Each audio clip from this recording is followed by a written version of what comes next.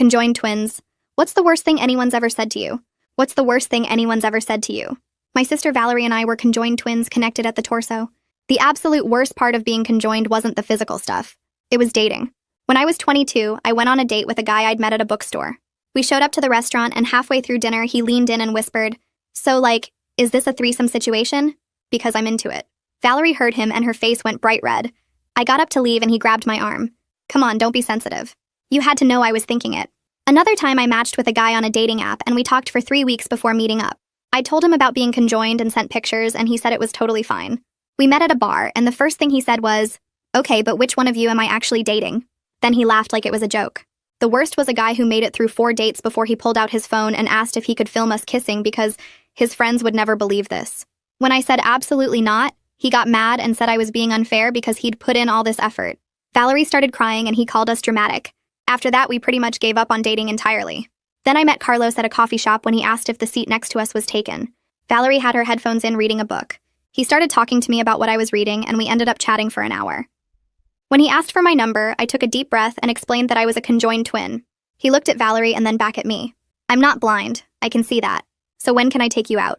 Our first date was at an Italian restaurant. Valerie brought a book and headphones and angled herself away as much as she could. Carlos kept his entire focus on me. He asked about my job and my hobbies and what kind of movies I liked. When the waiter brought the check, Carlos didn't make any weird comments about paying for 2 people. He just paid and said he'd love to see me again. On our third date, we were walking through a park and he reached for my hand. He'd figured out which hand to hold so it felt natural. When he kissed me goodnight, he put his hand on my cheek and looked only at me. It was the first time I'd ever felt like someone saw me as just me. A few months in, we were watching a movie at my apartment when Carlos paused it. "I need to ask you something and I don't want it to be weird." My stomach dropped. "Here it comes," I thought. "I really care about you," he said. "And I want to make sure I'm being respectful to both of you. Is there anything I should be doing differently?" Valerie pulled out her headphones. "You're doing great, Carlos. Honestly." He smiled at her.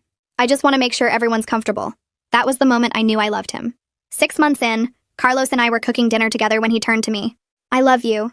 I've loved you for a while now, and I needed to tell you." I started crying and said it back.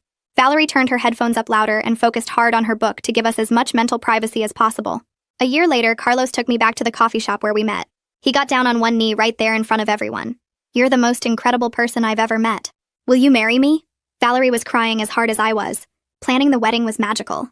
Carlos came to every dress fitting and helped us find a seamstress who could create something beautiful that worked for both our bodies. Valerie kept insisting on styles she knew I'd love even when they weren't her preference. Carlos's family welcomed us completely. His mom hugged both of us and said she was so happy to have us joining the family. The day of the wedding arrived.